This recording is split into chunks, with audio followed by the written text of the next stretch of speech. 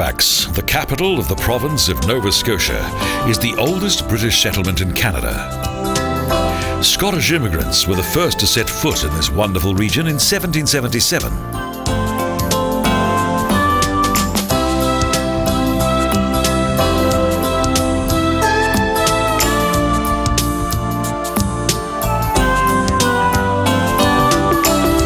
Even though they now enjoy a modern way of life, the descendants of those early settlers continue to respect their time-honored traditions.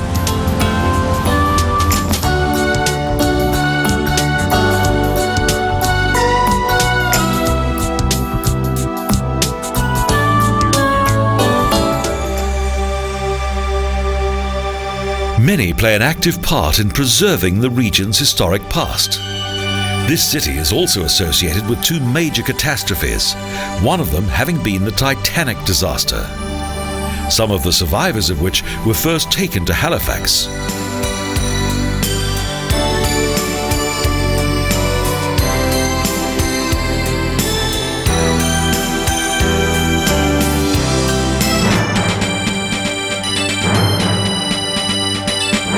In 1917, Halifax was shaken by a huge explosion that was caused by a collision at sea. The explosion was heard from as far away as 100 kilometres. The city also became famous from a military point of view. Fortunately, today the cannon are only fired ceremonially.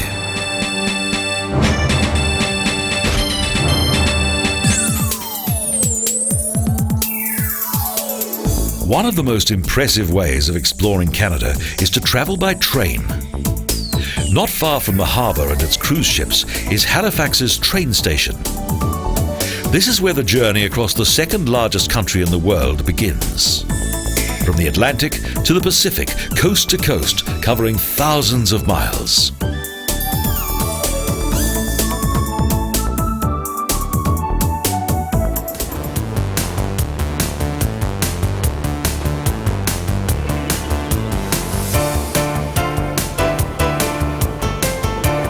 The trains of today's Via Rail, a Canadian railway company, are comfortable and nostalgic, though extremely modern. The elevated panoramic windows provide an excellent view of Canada's remarkable scenery.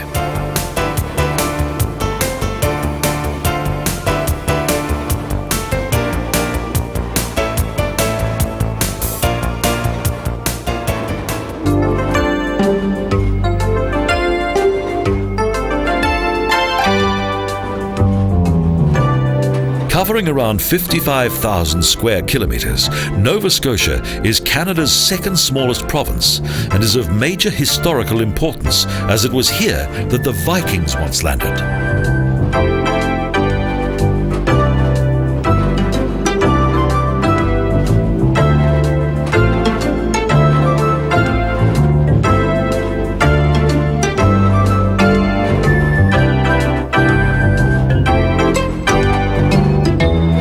600 years later, at the beginning of the 17th century, French settlers came to live in the southwestern region of Nova Scotia and subsequently founded the city of Port Royal.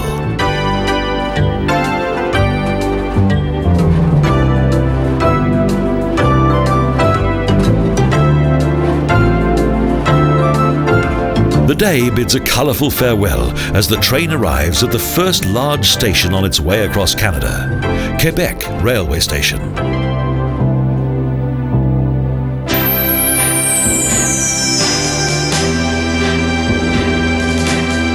The inhabitants of Quebec regard their city as the cradle of North America. Quebec was founded in 1608 by the famous explorer Samuel De Champlain. But the city's most well-known and prominent landmark is the Chateau Frontenac Hotel that was built in the 19th century.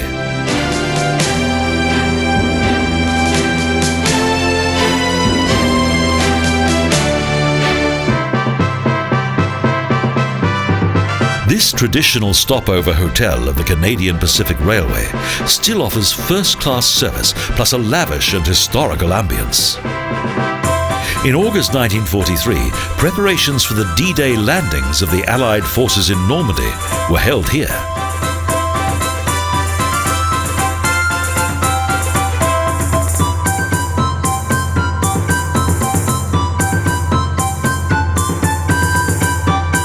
Countless guests from the worlds of both politics and show business have added to the fame of Chateau Frontenac, an hotel that now enjoys a worldwide reputation.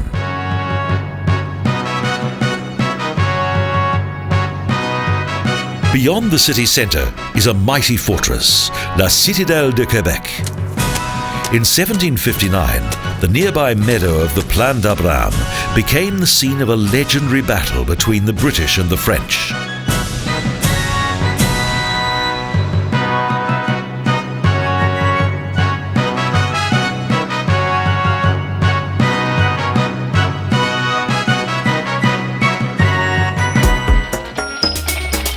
Today, the city is more romantic than military, with popular horse carriages that are known as calèches.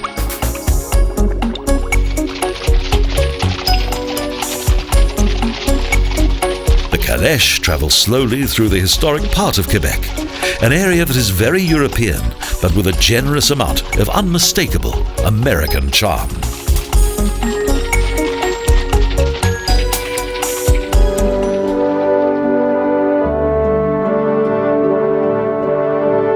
Quebec's historic buildings, various gates, city walls and old houses that date back to the 18th and 19th centuries are still in remarkably good condition.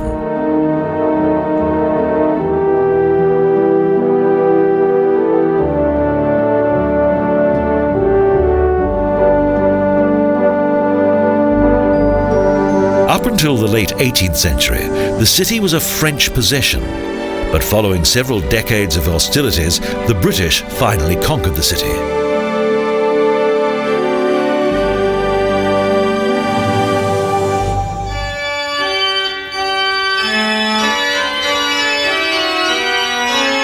During those turbulent times, several buildings were damaged. The Notre Dame de Quebec Basilica was destroyed in 1759. Following its rebuilding, the church was almost completely burned down in 1922, since when it has been fully restored.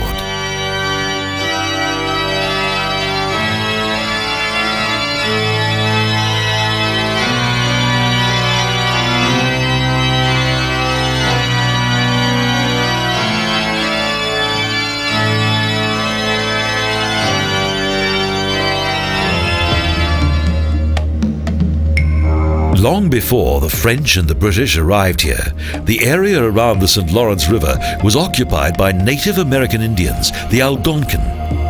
They named the city Quebec, or where the river narrows.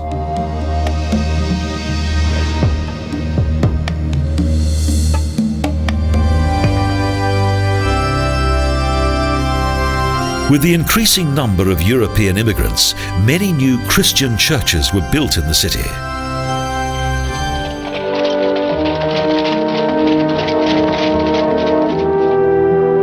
For some years, the Quartier Petit Champlain has been one of the most popular attractions in the lower part of Quebec, a paradise for those who appreciate arts and crafts.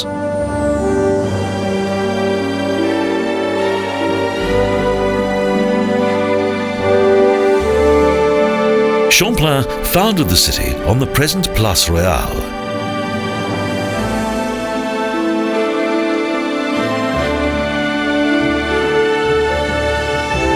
Part of the square is dominated by a particularly historic and religious building, the Église Notre-Dame des Victoires, one of the oldest stone churches in North America, constructed in 1688.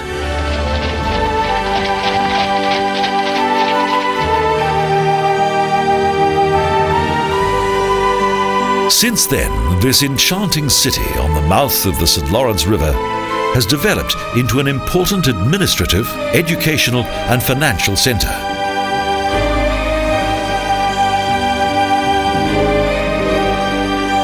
Since the 1960s, Quebec has also experienced a true renaissance as the centre of French culture in North America.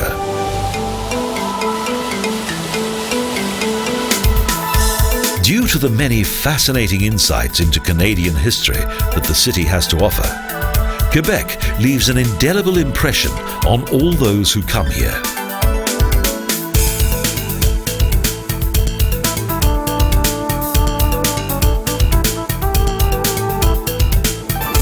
The train journey to Montreal provides plenty of opportunities for refreshment. It's good to relax and enjoy the outstanding landscape of northwest Canada.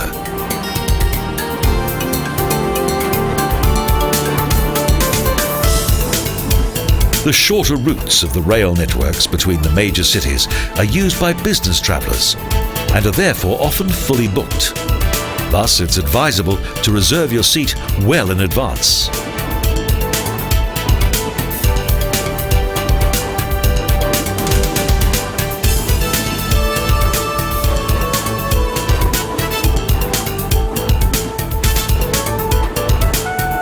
But compared to the volume of passengers who use the railways in Europe, far fewer travel by train in Canada.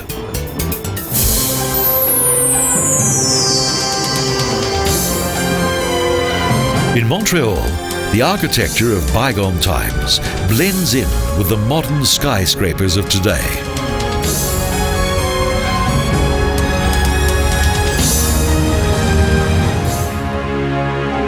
Around 3 million people live in Montreal, Canada's second largest city, the biggest French-speaking city in the world outside France.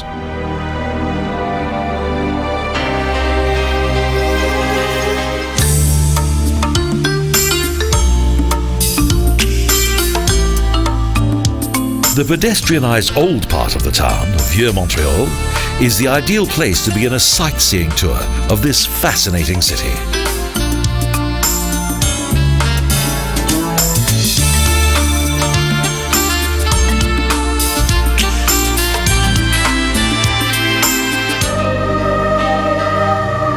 In addition to several other famous buildings in the historic centre of the city is the former home of Georges-Étienne Cartier. Cartier was one of the founders of the Canadian Confederacy in the 19th century.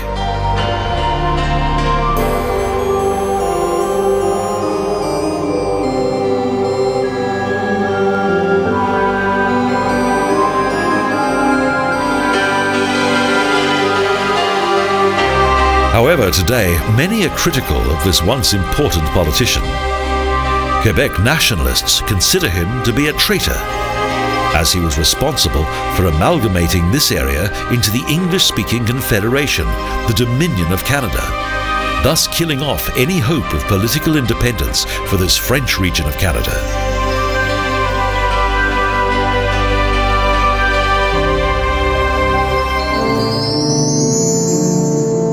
This is still a highly controversial issue. European settlers established Christianity here more than 350 years ago.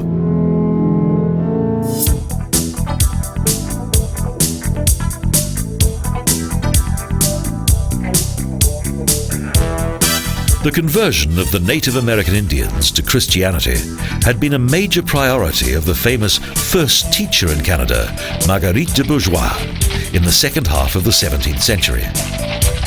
A few years earlier, in 1642, French pioneers founded the city of Montreal.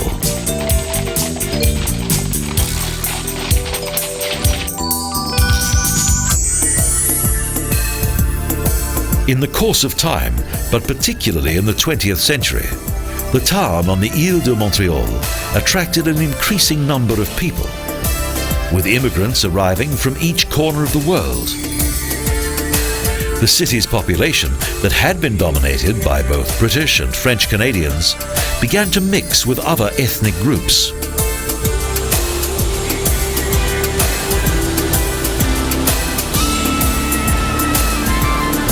As early as the 18th century, its strategic location on the St. Lawrence River transformed Montreal into an important centre of trade.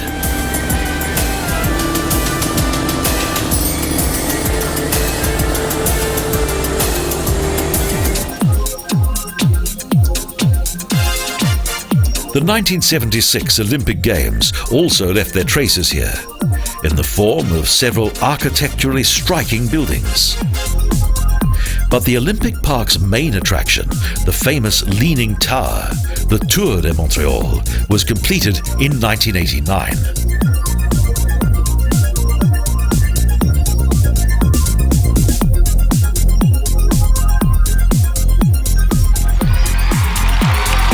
The massive construction program for this huge sports complex and its eventual cost of more than $1.2 billion represented a colossal financial miscalculation by those who had planned it. Since 1992, the former Olympic cycling track has been the location of the Biodome, a unique environmental museum that contains 4 of the most beautiful ecosystems in both North and South America.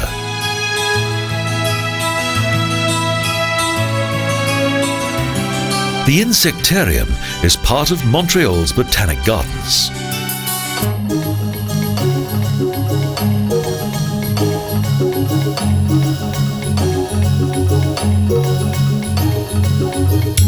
The 2-hectare Montreal Shanghai Dream Lake Garden, one of a total of 30 gardens, is the largest Chinese garden outside Asia.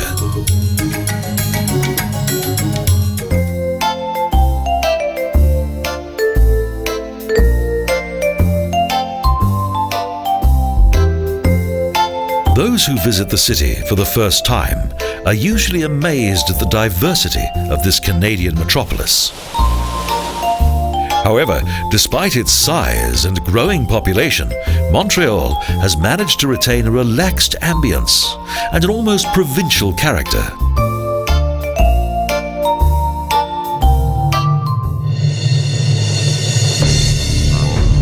The Ville Souterraine underground city is another outstanding attraction.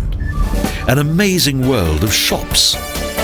Extending for almost 30 kilometres, it contains a large network of tunnels, magnificent shopping arcades, hotel and cinema complexes, and 2,000 retail stores.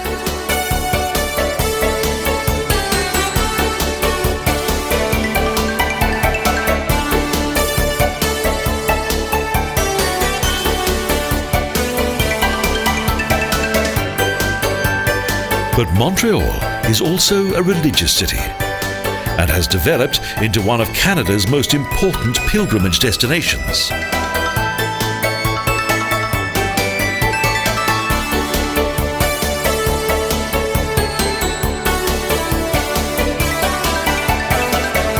Even though most of its churches are overshadowed by modern skyscrapers.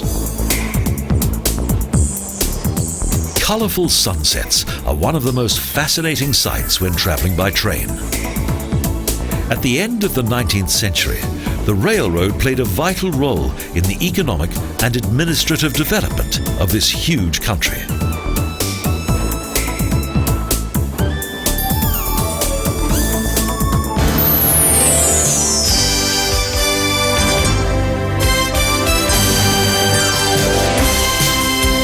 The next stop on this journey across Canada is Toronto, one of the fastest growing metropolis in North America.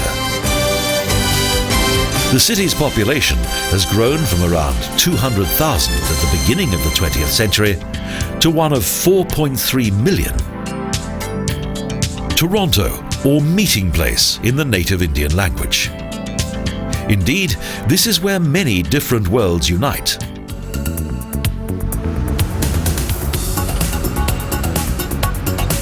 For several years, Toronto has been Canada's economic backbone. To highlight this are the skyscrapers of the city's numerous banks and insurance companies.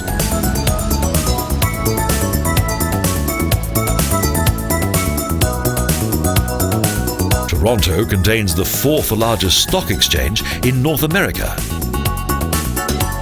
The centre of the city's financial world is situated in Bay Street, Canada's equivalent of New York's Wall Street.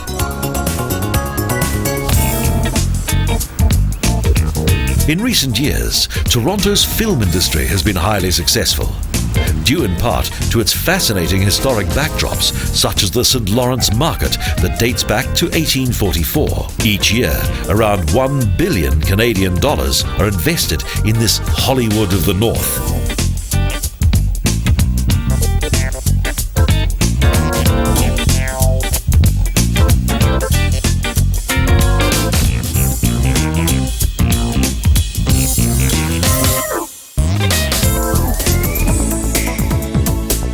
Despite its towering glass skyscrapers of today, downtown Toronto contains several districts that recall the city's early history.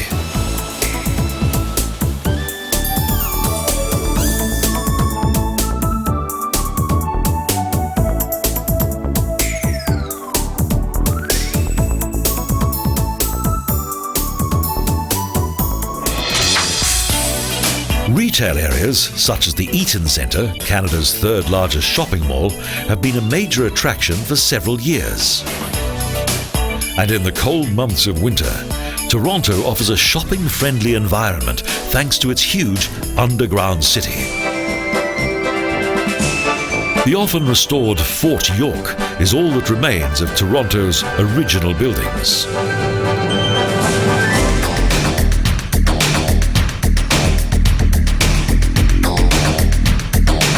A more prominent landmark is the fabulous CN Tower, 553 meters tall. It is the highest freestanding tower in the world. The view it offers is simply breathtaking.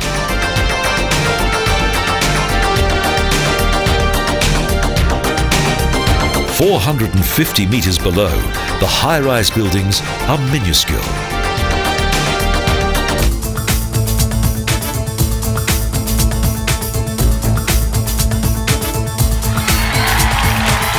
Next to the CN Tower is another spectacular building, the Skydome.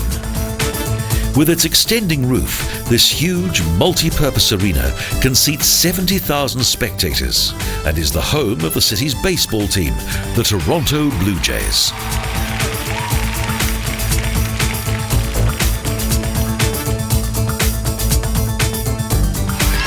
Canada's sporting activities are often influenced by those of the USA.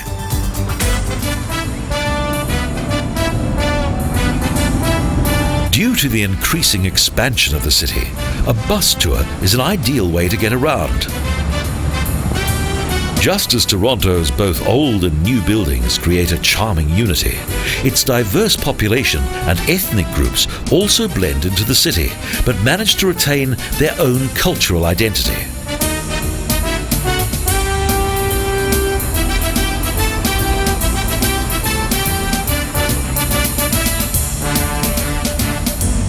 Palatial residences still symbolize the wealth of a handful of the entrepreneurs of bygone times. The city's strategic location was well appreciated by various businessmen of the 19th century.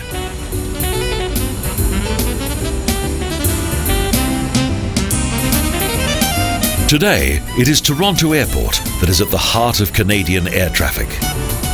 Due to the immense size of the country, the airways have become vital to its economy.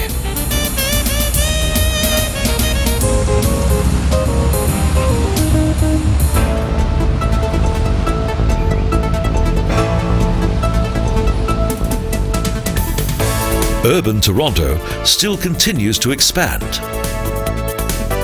The formerly run-down area on the banks of Lake Ontario has been enhanced by the new Harbour Front Centre.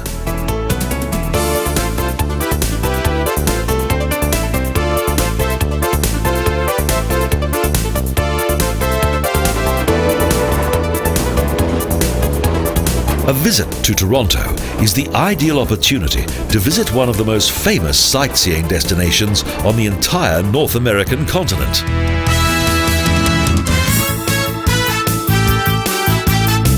Niagara Falls. When first discovered, the sight and sound of these impressive waterfalls mesmerized the local population. For the region's native Indians, the sight of the falls was a truly awesome experience. They named it Thundering Water. Padre Louis Hennepin, who was the first European to have seen the falls in 1678, was completely overawed by the sight of this natural spectacle.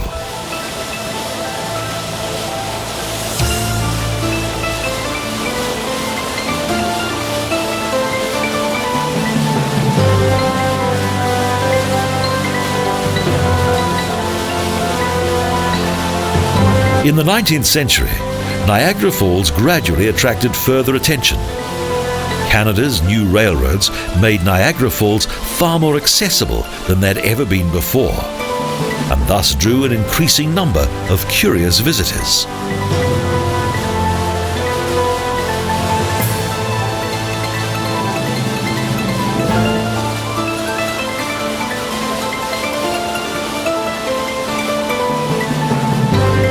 Soon, numerous popular contemporary writers, such as Charles Dickens, assisted in making the falls world famous. Since then, the whole infrastructure of this region, including the town of Niagara Falls, has adapted itself to tourism. Not surprising, as it attracts around 12 million visitors a year.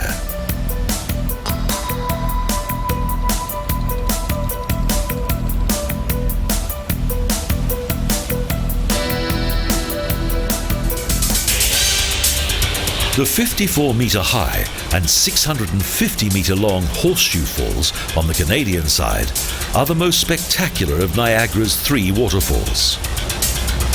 Moreover, both the Americans and Canadians have harnessed the tremendous power of the water as a vital source of energy.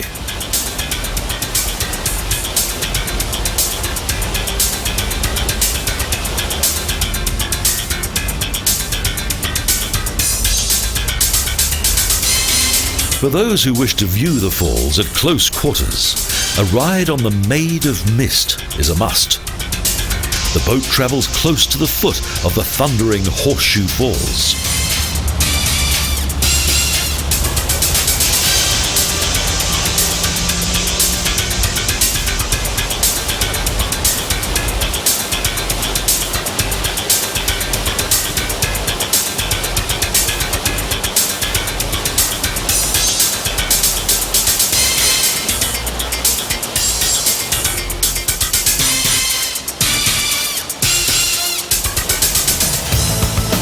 Visible for several miles, the sunlit spray of the water creates an array of beautiful rainbows above the falls. Due to this romantic setting, Niagara Falls has developed into one of the world's most popular honeymoon resorts.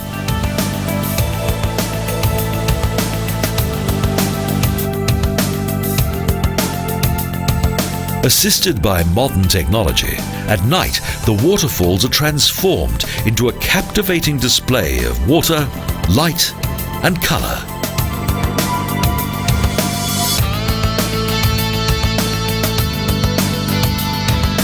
Toronto's huge railway station is the starting point of a unique train journey across the western provinces of Canada to the Pacific coast.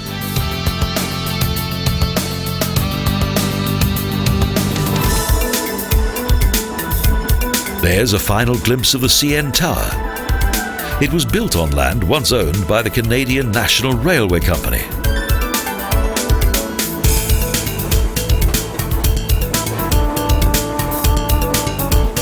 The comfortable Transcontinental Express train, the legendary Canadian, is the shining star of the VIA Railway Company.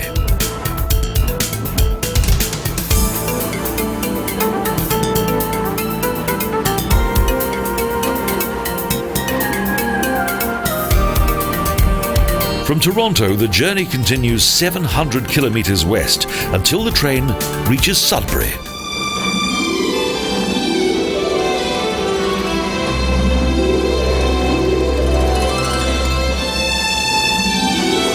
A few kilometres beyond the metropolitan sprawl of Toronto, the Canadian travels through numerous uninhabited regions and endless forests.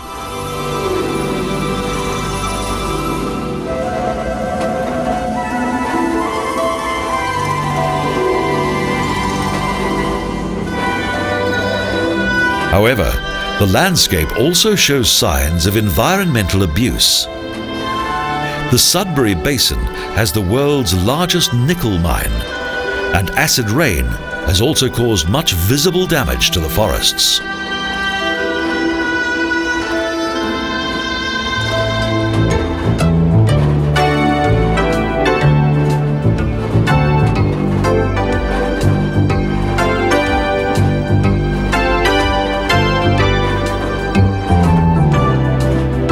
Fortunately, the damage to the environment is still relatively limited and under strict control, so there is hope for its future preservation. The panoramic dome of the Canadian, known as the Skyline Car, is truly amazing.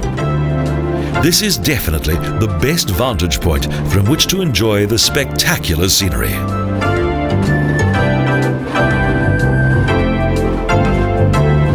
The route from Toronto to Vancouver is the longest in the Canadian railway network. The legendary Canadian takes around 70 hours for the journey.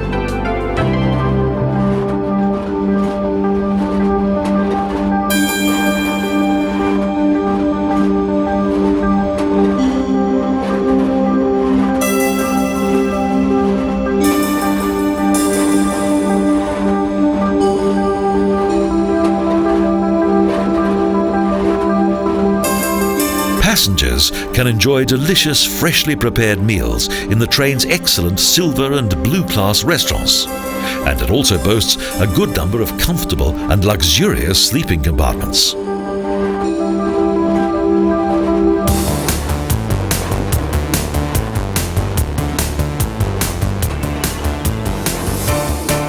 Even the rain doesn't inhibit the pleasures of the journey. The majority of this region's small villages are located quite close to the historically important railroad, most of which wouldn't exist today if it were not for the Canadian Pacific Railroad.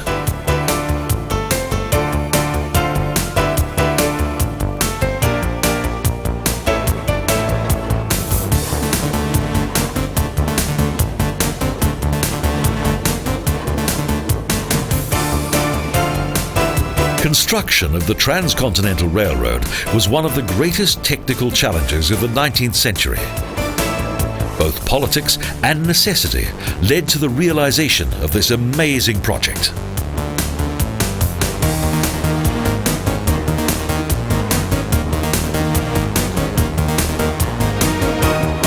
Shortly after the founding of the Confederation in the eastern part of the country, in 1867 the western province of British Columbia was faced with a dilemma: whether to join with Canada or become part of the United States. A short stop at Winnipeg Railway Station, the capital of Manitoba Province, provides passengers with an opportunity to stretch their legs.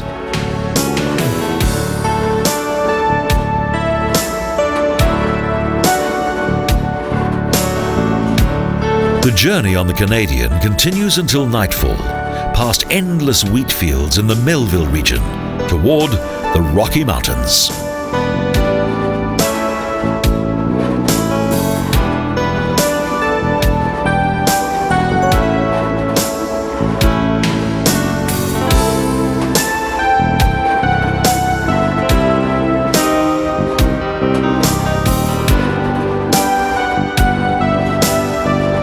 Dinner is a major highlight of the journey. Surrounded by picturesque scenery, there's an appetizing menu in the train's first-class restaurant.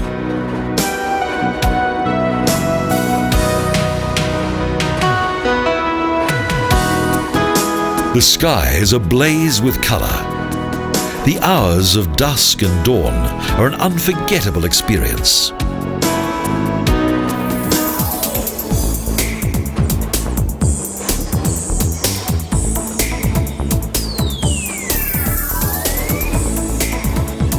The surrounding terrain becomes increasingly flat. This is where the prairie begins. What was once the hunting grounds of the Cree and Blackfoot Indians who hunted for huge herds of bison is now the farmland of the descendants of the first European settlers who, along with the railroad, arrived here around the end of the 19th century.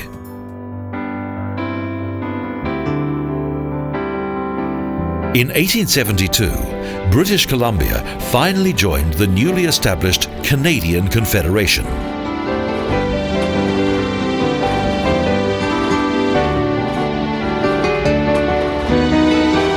The The politicians of this province on the Pacific coast insisted that within a 10-year time span, a transcontinental railway connection was to be built between Montreal and Vancouver.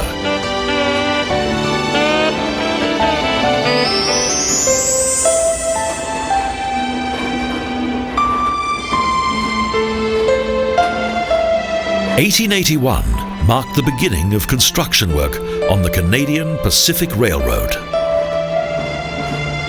Responsible for the execution of this momentous undertaking was an American, William Van Horn.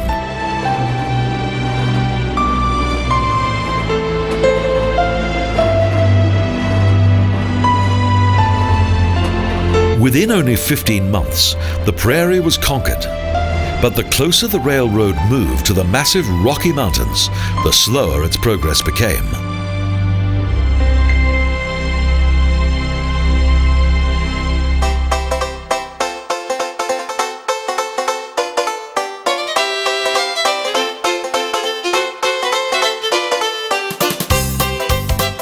During a short stopover in a small railway station, it's possible to discover the spirit of a long-forgotten era, as well as to enjoy a hint of romantic railway nostalgia.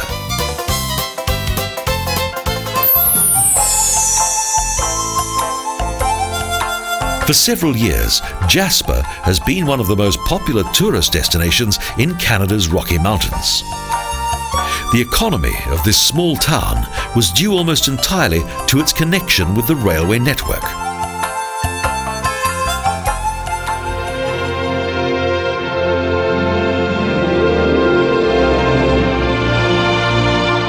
From 1911, trains regularly visited Jasper, and with the trains came an increasing number of visitors, including those who simply wanted to experience the region's magnificent scenery. The panoramic views of the 3,000-meter-high mountains are a truly awe-inspiring sight.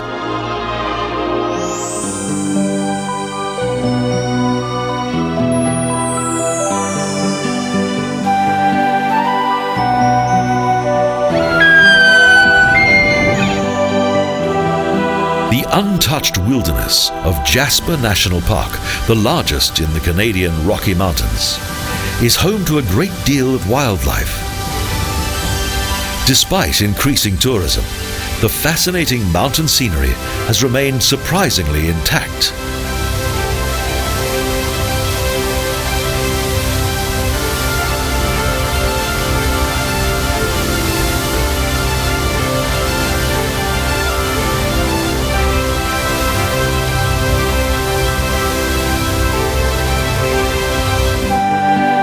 Long before the arrival of the first trappers at the beginning of the 19th century, and the development of the railroad almost 100 years later, native Indians once inhabited this area.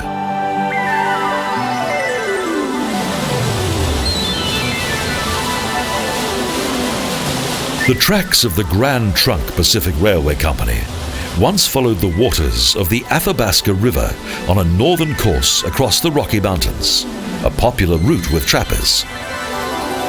Over thousands of years, the river cut deep canyons into the rock.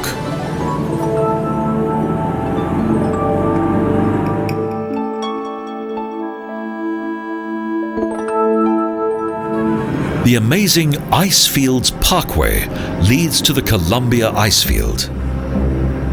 Covering an area of 337 square kilometers, it's the largest single ice field in the Rockies. The remains of an enormous Ice Age glacier.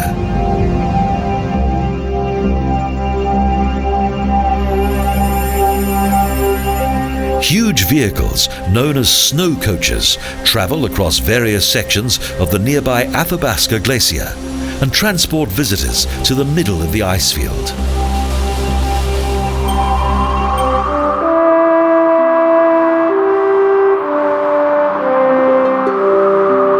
The Banff National Park, with its numerous impressive 3,000-meter-high mountains, is not only the favoured home of much of Canada's animal kingdom, the beautiful landscape also attracts hordes of tourists.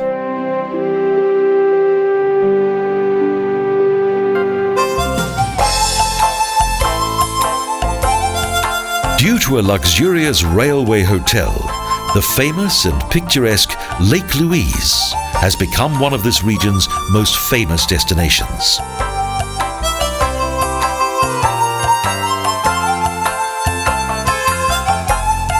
And in winter, the area around Banff provides excellent conditions for skiing, even though the warmer months of the year are equally popular.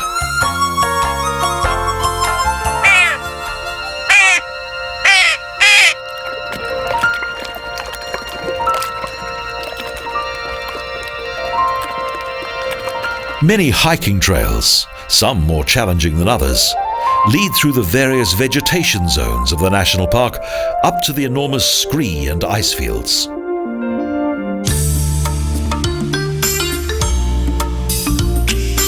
The history of the renowned Chateau Lake Louise Hotel dates back to 1890, although the building's original wooden structure was destroyed by fire.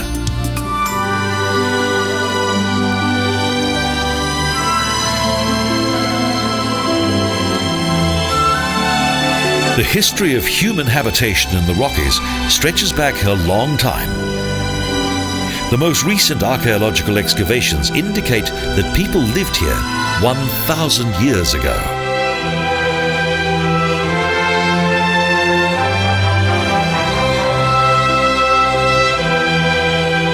When the first Europeans arrived in this wonderful part of the Rocky Mountains at the beginning of the 19th century, they encountered mainly Stony, Kootenai and Blackfoot Indians.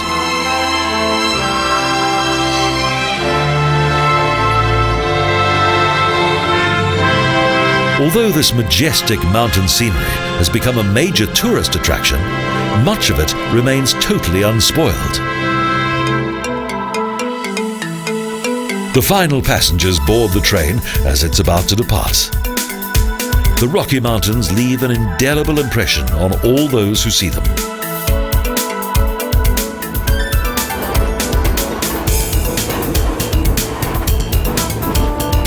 The Canadian almost reluctantly begins to move, as though it knows of the next leg of the journey across the steep mountain passes that lie ahead.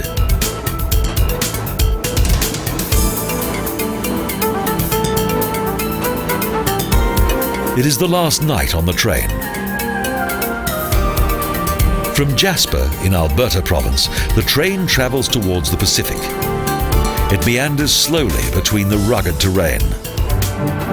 The construction of this section of track was a remarkable technical achievement. 12,000 labourers laid the railroad across Kicking Horse Pass towards the west. The enchanting mountain scenery makes the Canadians' passengers forget about the arduous work of those who built the railroad.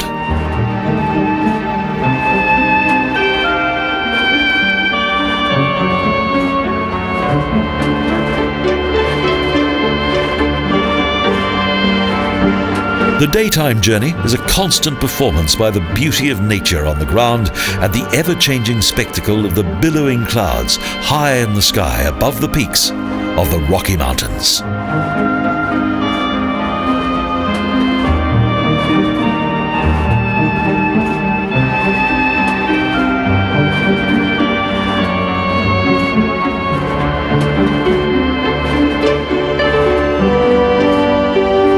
Lakes, glaciers, valleys, and mountain summits. Hour after hour, one scenic highlight follows the other, until dusk announces the close of day and darkness falls.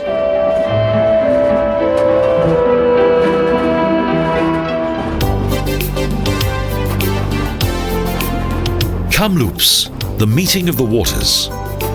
That's the name the native Indians gave to this town and important traffic junction where the North and South Thompson River unite to form a small lake.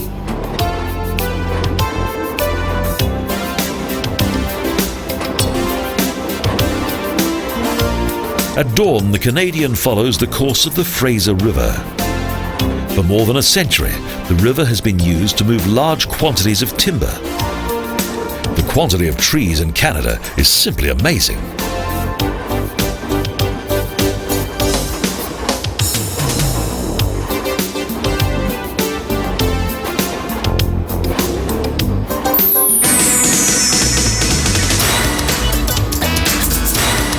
Finally, with Halifax, the starting point of this journey lying more than 6,300 kilometres and 100 hours travel time behind us, the legendary train reaches Vancouver.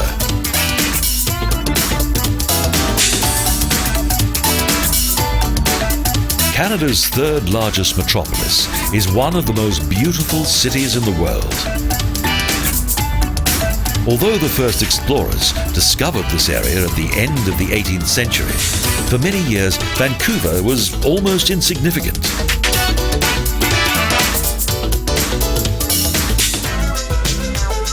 When the small settlement of gold diggers and woodcutters was officially designated as a town in 1886, it had only 2,000 inhabitants.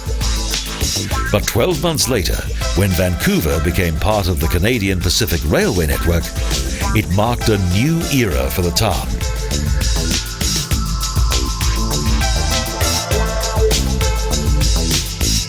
Long freight trains brought grain from the prairie provinces, as well as other goods such as ore, gold and timber, into the flourishing harbour city of Vancouver, the new and exciting gateway to the Far East.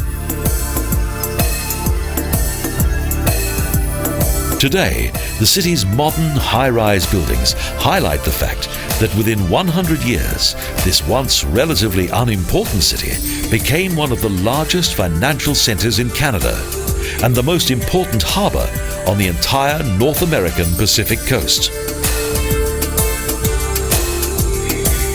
From the top of the 167-metre-high Lookout Tower, there is a splendid panoramic view of this fascinating city that has a population of around 1.5 million.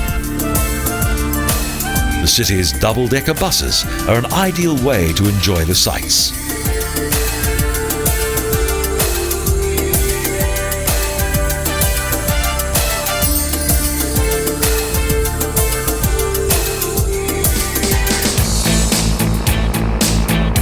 The city also has a special appeal when viewed from the sea.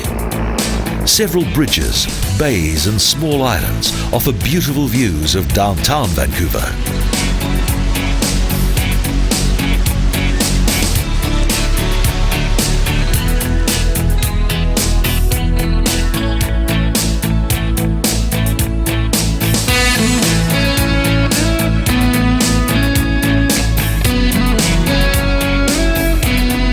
In 1986, exactly 100 years after it was first established, Vancouver became the venue of the Expo World Exhibition.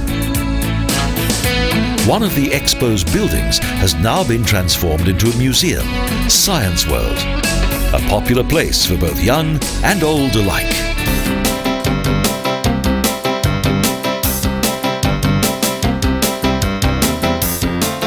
Just a few blocks from downtown Vancouver is Stanley Park.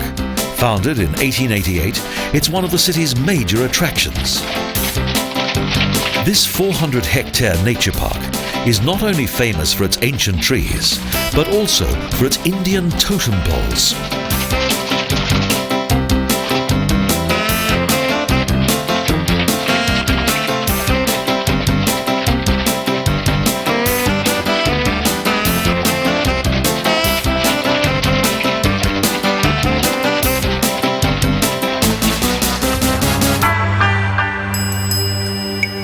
In Chinatown, the second largest colony of Asians in North America, the Dr. Sun Yat-sen Gardens is a welcome oasis of tranquility.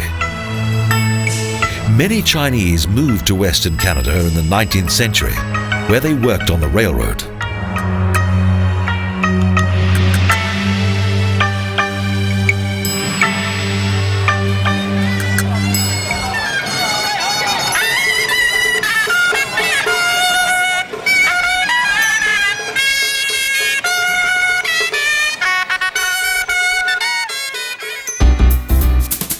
Gastown's world-famous and unique steam watch dates back to the 19th century.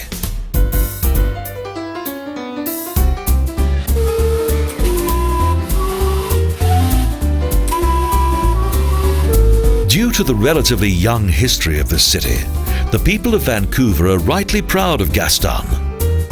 This area is the historic centre of their hometown. The name of this district originated from a saloon owner, Jack Dayton, who was nicknamed Gassy Jack and to whom a statue is dedicated.